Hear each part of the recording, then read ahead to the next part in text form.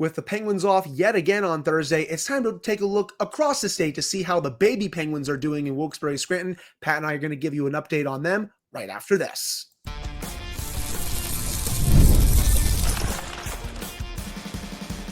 You're Locked On Penguins, your daily podcast on the Pittsburgh Penguins, part of the Locked On Podcast Network, your team every day. Hello and welcome back to another episode of the Locked On Penguins podcast. I am one of your hosts, Hunter Hodes. You can follow me on Twitter at Hunter Hodes, joined by my co-host, Patrick Damp. You can follow him on all social media platforms at Synonym for Wet, and you can follow the show's Twitter at LO_Penguins. Of course, thank you all so much for making this your first listen/watch of the day. We are free and available on all platforms. So, Pat, it's pretty rare when the Penguins have not one, but 2 days off during the week. They don't play again, of course, until Friday, and then they'll play again this Sunday as well. They have that daunting stretch against both Florida and Carolina. But we figured this would be a great time to update everyone on how the Wilkes-Barre Scranton Penguins are doing.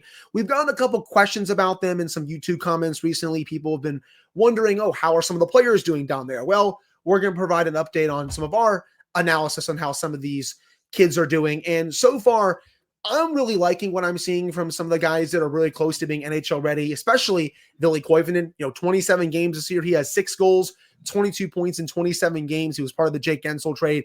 He's adjusting really well to this team. You also have Tristan Brose. He is tied for the team lead in goals this year. 12 goals, 19 points in 27 games. I could see him being a call-up probably after the trade deadline if they move a forward or two off this team. I think next season, there's definitely a shot that he could be on this team full-time. His development has been really fun to watch over the last year, especially his play in college now, his first full professional season. He's crushing it so far. So I'm really happy with him. And then obviously the big name, Rutger McGroarty, a bit of a slow start in Wilkes-Barre when he first got sent down. But I think these last few weeks, I think that's been his best hockey in Wilkes-Barre, in my opinion.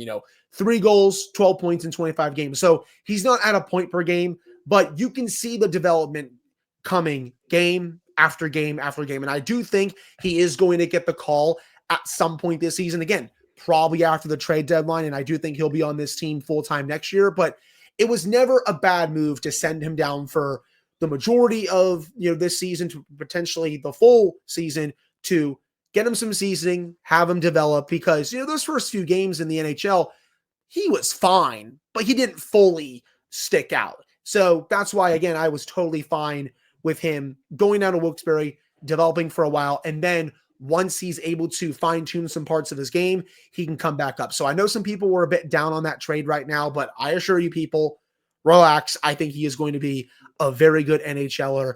And then, we already saw Nathan Klunring come up. I want to see more from him at some point, Pat. That first game, very small sample, but I liked what I saw. But your thoughts on some of the players from Wilkes-Barre and how they're performing this year and just the team in general? Well, let's start with the team, because this is a good hockey team in the American League right now. They've only played, I believe it's 27 games, correct, which is the least amount in the Atlantic Division right now. And yet they're still just 5 points out of first place in their division, despite having that few games played. Because you look at their division, there are teams that have played 32, 33 games, well, way more than Wilkes-Barre has. And then when you look at the entire American Hockey League, the Wilkes-Barre Scranton Penguins have the 5th best points percentage in the entire league. So this is a team that's doing fairly well. And I think it speaks to the plan that Kyle Dubas has in place. Now, we're not going to sit here and call it a complete success, because the success is measured in how do the Pittsburgh Penguins do, not how do the Wilkes-Barre Scranton Penguins do. But you can see that there is now a wealth of young talent in the system that is leading to more meaningful hockey being played in the American League. One thing I also want to get into that you didn't really mention, goaltending. Yep. There is a battle going on in Wilkes-Barre Scranton right now.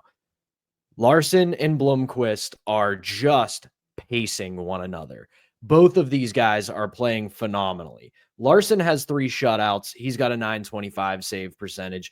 Blomqvist, a little bit different for him, because if you remember, he had to spend some time in the NHL to start the year. due to injuries as well as Tristan Jarry's struggles. So he kind of is a little bit behind, but still 903 save percentage and a shutout. So you got 4 shutouts and 2 goaltenders above 900. And then everything else you said about a lot of these players stepping up and scoring points and playing well. This is the mixture of a very good AHL team. And funny enough, if you remember from this offseason, we had a clip of this show go a little bit viral when we learned that the Penguins were bringing back Emil Bemstrom on a contract. Well, guess who leads the Wilkes-Barre Scranton Penguins in points? Emil Bemstrom, point per game player, 10 goals, 15 assists, 25 points in 25 games. He's playing extremely well. So if nothing else, you look at the way Wilkes-Barre is set up, you look at some of the players on there, and there is help on the way. So last thing I'll say about them, you're right about McGroarty. I know a lot of people are down on it. I know a lot of people see him in the American League and think, oh, this kid's not working out. It's not it's a bust. It's a bad trade. Well, 2 things on that. One, Braden Yeager's playing at the World Juniors right now. He's not playing for the Winnipeg Jets, so relax. That's fine. And Rutger McGroarty started slow, acclimated to a different league, because if you remember, they asked him about what it's like in the NHL, and he was talking about how surprised he was that he was going on planes and getting all these all these catered meals and all this stuff taken care of for him. Guys, I worked in the American Hockey League. It is nothing like the NHL. You're taking buses everywhere. Some crappy little local restaurant that sponsors the team is probably getting you your meals. You are not exactly living a life of luxury. The Wilkes-Barre facility, I've been there a couple of times. It's fine. It's not really state of the art. And he is starting to figure it out. You look at his points right now. He may only have 12 points in 25 games, but 6 of those points came in December. So he is starting to find a stride. He is starting to develop. So a little bit of patience. We're going to see this guy coming around soon. Yeah, sometimes it takes a little while to get fully acclimated, with a new team, new environment. The competition is a bit harder. And, you saw him really develop even more in December. Again, I do feel like the call up for him is coming fairly soon, probably after the deadline, but I'm still really not concerned with him at this point.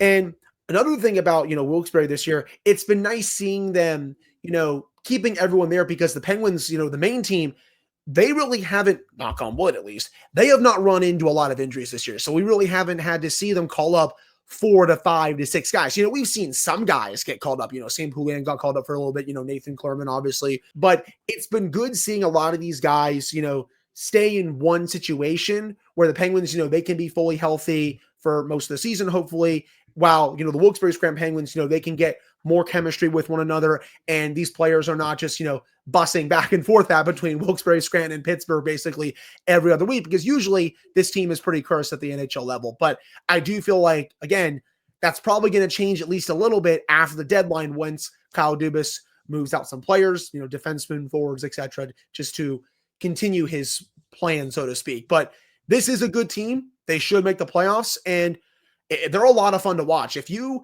are in that area or you want to be more interested in Wilkes-Barre Scranton, please turn on a game. Nick Hart is an awesome play-by-play announcer. He should be doing work in the NHL, if I'm being honest, Pat. He's that good. So if you are potentially not in an area, but you want to watch, listen to the games, you're going to love Nick Hart once you turn him on. So yeah, he's fantastic. He does a really good job. One last thing about this team. It is fun to see sometimes how the American League team and the NHL team mirror each other. Yeah. Big month coming up for the baby Penguins. They've got the Charlotte Checkers, the Toronto Marlies, the Lehigh Valley Phantoms, and the Hershey Bears all on the docket this month. And those are all teams that they are either chasing, they are in a race with, or some of the best teams in the American League right now. So just like the Penguins had the senior Penguins have this month a ton of challenges coming up with a long road trip, a lot of contenders. Both of these Penguins teams over the next month, we're really going to find out exactly what they're made of. Agreed. But again, I do think Wilkes-Barre is going to do enough to get in. They have the big games in hand advantage right now. So if they can win those games in hand, they will be, again, totally fine down the stretch here for the AHL season. And also, if you guys did not see Jesse Marshall's tweet about Sergei Murashov, please go look at it because he is lighting up the ECHL this year.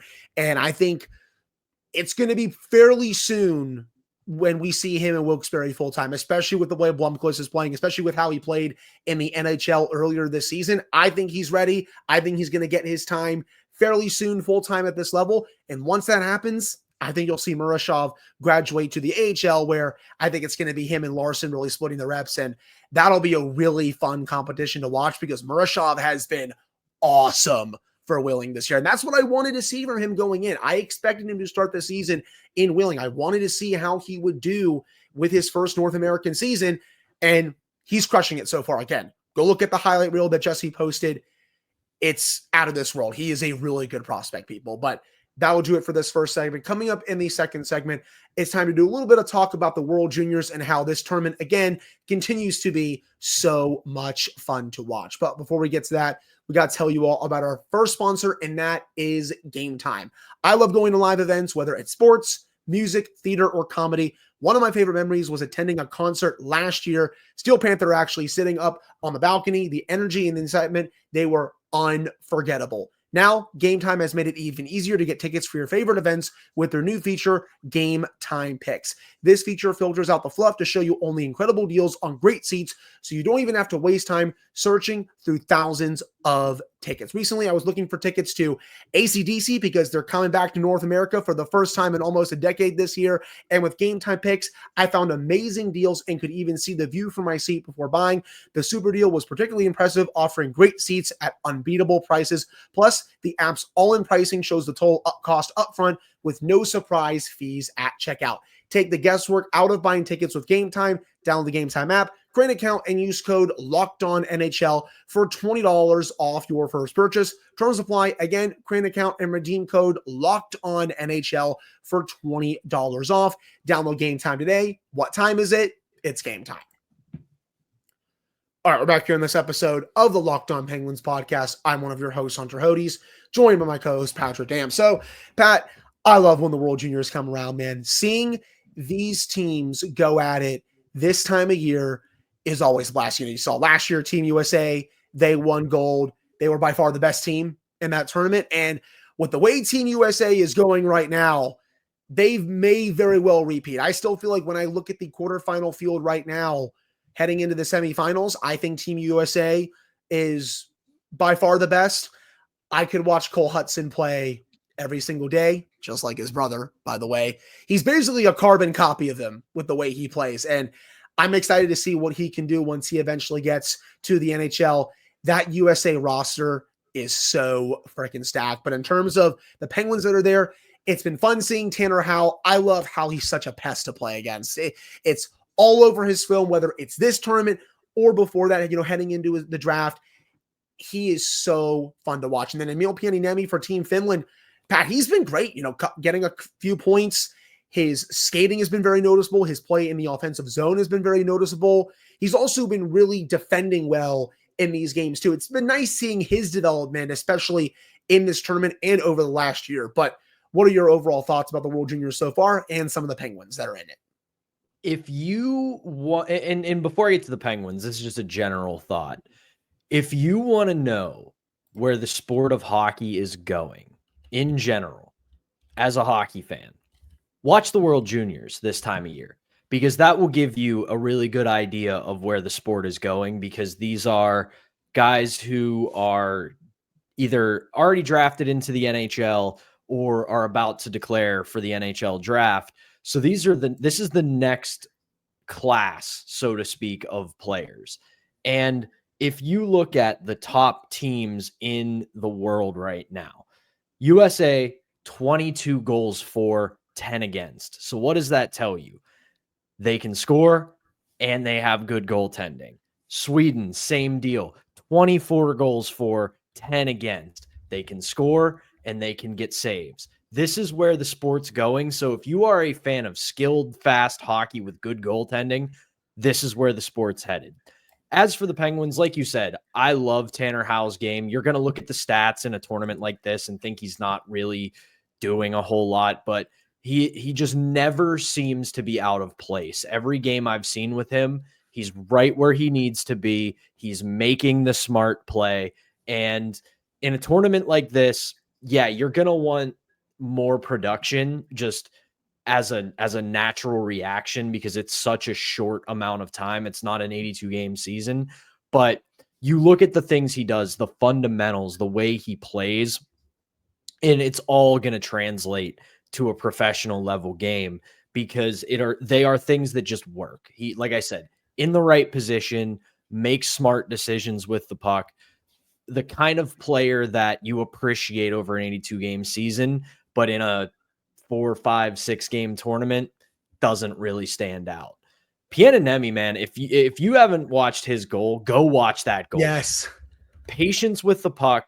He's able to corral a pass that doesn't get to him cleanly and then absolutely snipes one. Now, I don't want to get too carried away because it happened against Germany and they're likely to get relegated after this tournament because them and Kazakhstan are both in the tournament this year, and they have pretty much got boat raced in every game. So, but still, you like to see that kind of play from him under a little bit of pressure, corrals a not so clean pass, and then great shot by him. Overall, really love this tournament. And guess what, man? The New Year's Eve tradition of USA versus Canada, always nice to see a real hockey country like the US of A getting a W at the World Juniors. Oh, you're going to piss off all the Canadian Pens fans in our YouTube comments for that. I just know it right now, but hey. Get good, nerds. Get good. Get good. Is the US the main hockey world now? Here's my column, but now I'm just messing around. But speaking of that game, rather than, being a troll about it, we know how good Canada is, but Canada is probably the better team.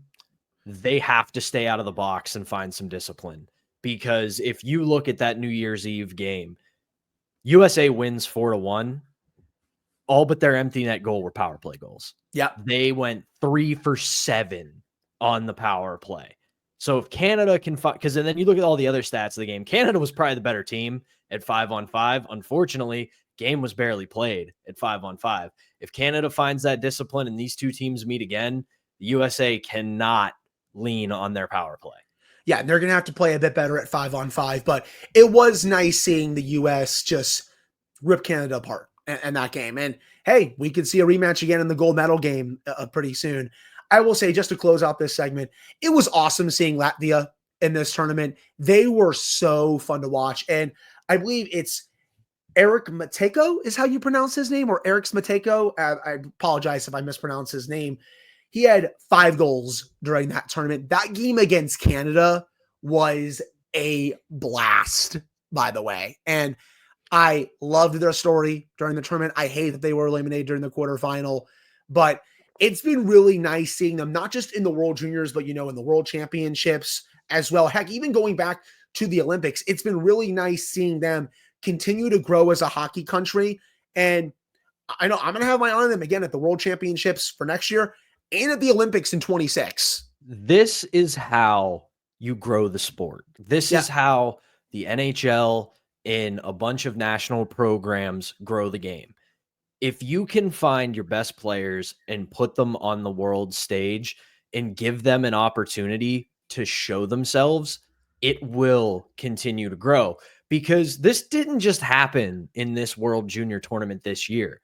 You hinted at it. The last couple of Olympics, the last couple of World Championships, and the last couple World Juniors, Latvia's snuck their way in. Yep. And they've either gone toe-to-toe with the likes of the US, Canada, Sweden, Finland, and it becomes a story. And when it becomes a story, young kids in Latvia see that game. They see that moment, and they go pick up a pair of skates. They go pick up a hockey stick. They start falling in love with the game. And next thing you know, you've got a generation of kids who grew up thinking, I want to be on that team that upsets Canada next time. I want to be on that team that beats the US next time. And it only benefits the sport, the NHL, the American League, the ECHL, all the European leagues. That is how you grow the sport. 100%. And this was the first time they were in the quarterfinal for the World Juniors. It just goes to show how awesome of a story it was and how great hockey they played throughout that group stage before they were eliminated in the quarterfinal. But that'll do it for this second segment. Coming up in our final segment, we're going to discuss Jesse Puljujarvi speaking out about his healthy scratches and Chris Letang finally skating after getting a bit banged up. But before we get to that, we got to tell you all about our final sponsor, and that is FanDuel. The NFL playoffs are almost here, but it is not too late to get on the regular season action with FanDuel. That's America's #1 sportsbook, because right now, new customers can finish the season strong with $250 in bonus bets if you win your first $5 bet. Just visit FanDuel.com to join today. That's FanDuel.com for your chance at $250 in bonus bets. You can bet on the NFL games this weekend, including the Steelers and the Bengals, as the Steelers try and eliminate the Bengals from playoff contention. Heck, you can also bet on the Minnesota Vikings versus Detroit Lions game, how it's for the NFC North, and for the #1 seed in the NFC. You can bet on both those games and so much more on FanDuel. Make every moment more of FanDuel, an official sportsbook partner of the NFL. All right, we're back here in this episode of the Locked On Penguins podcast. I'm one of your hosts, Hunter Hodes, joined by my co-host, Patrick Dam. So, Pat, we kind of skipped over it a little bit, but Jesse Puljujarvi goes unclaimed on waivers, so he is still part of the Penguins. They're playing for him right now. It's not totally clear. They can reassign him to Wilkes-Barre anytime now because he cleared waivers, and we'll have to see if they do that. But he spoke recently to Matt Bensel of the Pittsburgh Post-Gazette, and I'll link that column to everyone in the description box for both audio and video.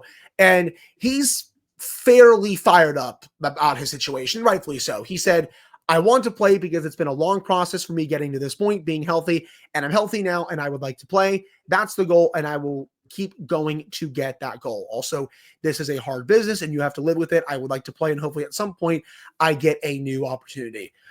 Well, Pat, that final sentence seems like he kind of wants to go to a new team, and honestly, I really can't blame him.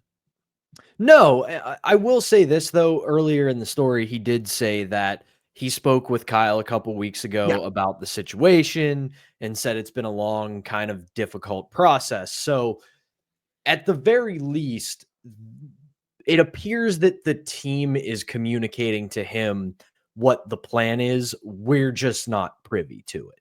But I don't blame him for being upset, because it really, we already ran this topic out of the park earlier this week with everything about it, but it just doesn't make a ton of sense what they're doing with him. I continue to argue that he needs to find more consistency, but that is in conflict with, well, when does he get the opportunity to show said consistency? Because he hasn't gotten a long runway to do it. So I wouldn't be shocked if Kyle Dubas tries to trade him and tries to get a little bit back for him. I don't think they're too worried about sunk cost. They didn't spend a lot of money on him. They didn't give him a ton of term. And his value isn't exactly high, because at this point, you're buying potential. He really has not lived up to the potential he was supposed to have. So at the end of the day, we'll see what happens, but I do hope if they don't trade him, you see him in the lineup over the next week or so, because I get a feeling you put this guy in the lineup for a game or two, he is going to be shot out of a cannon. Oh, 100%. I definitely agree with that. I think if you put him in the lineup maybe as soon as this weekend, if you want to, that probably seems a bit unlikely right now. I do think he will give that bottom six a spark with the way he's talking, with just how he's played earlier this season. He really wants to get in there and show what he can do. And I do think also, if their plan is to maybe deal him for a mid to late round pick, wouldn't it make sense to put him in the lineup to kind of do a little small showcase to other general managers to see how he can play before maybe pulling the trigger? Like, yeah, you can assign him to Wilkes-Barre now that he cleared waivers, but what is that going to do? You're going to have him feast on AHL competition. I don't know. Like, the more I think about it, the more that doesn't make too much sense. I think you need to healthy scratch one of these veteran forwards, put him in there so you can show to at least other GMs, okay, this is what he can do. Give us a call if you're interested, all that stuff. Or if he plays better than you expected, just keep him in the lineup, as I've been saying for most of the season. But hey, that's also my take on that. Chris Letang, he skated, so his return is hopefully getting a bit closer. And I do think Owen Pickering is getting fairly close to returning as well. It's probably going to be this weekend. We'll just have to see which defenseman comes out. Probably going to be one of Ryan Graves or Ryan Shea, though, with the way this season is going. I don't think they're going to take out Matt Grzelcyk. They're going to continue to at least, play him on the top power play. Well, the two power plays are split right now. So it's power play 1A, power play 1B, people. He's quarterbacking one of those units. They're still continuing those split units. Let's just say it's a 10-man unit now. Yes, I think that's fair. He's quarterbacking one of them. He's actually doing a fairly good job with it, all things considered. His 5-on-5 play could always improve, but they're not going to take him out of the lineup. I think it's probably going to be one of Graves or Shea that comes out. I'm curious, though, to see what they do with the goalies. Nedeljkovic now 2 starts in a row. Does he get one of these next 2? Does Jarry get these next 2? Curious to see what Mike Sullivan does there. Yeah, I mean, and neither goalie has really taken the reins in the last couple months. Like, we have said that Jarry has played better, and he has, but that bar was not exactly difficult to clear. Alex Nedeljkovic kind of skated, no pun intended, because Jarry was so bad to start the year that nobody was really worried about Alex Nedeljkovic's play. And it was still somewhat better than Tristan Jarry, so he kind of got away with it. As for the defenseman thing, it actually wouldn't shock me if they gave Pickering a few games back in Wilkes-Barre just to maybe get his legs under him again, since he's gone through an injury. But I wouldn't expect that to be a long time in Wilkes-Barre, just because he has proven, at least so far, that he belongs in the NHL. But I also don't want to burn this kid out, because let's be honest here. He is still very young. He is still very green. And you want this kid to be a Penguins defenseman for the next decade. You don't want him to be a Penguin for the next 2 years and then burn out. So if they feel like, okay, we can get away with putting him back in the minors and letting him dominate the minors, great. But keep giving him shots until it feels like he can't handle it anymore. But just be mindful that this is a kid you want in your long-term plans and not someone to chase a first or second round exit this year or next. Yeah, he was hitting a little bit of a wall. And of course, as soon as I say that, Teddy sees something outside and was barking at it. Probably all the snow that's coming down, at least the flurries. But he hit a little bit of a wall. You could see him struggling a little bit. But I think once he gets back into the lineup, I do think he's going to get past that, especially with the way that he was playing to start his Penguins tenure this year. But I think that's going to do it for today's episode of the Locked On Penguins podcast. As always, thank you all so much for taking the time to listen to / watch this one. Pat and I will be back with another show for you all on Friday to get you all set for this crazy weekend. We're going to preview both games against the Panthers and the Hurricanes to see just how the Penguins do against 2 of the top teams in the Eastern Conference. So for Patrick Damp, I'm Hunter Hodes. Thank you all so much for tuning in, and we will talk to you all on Friday.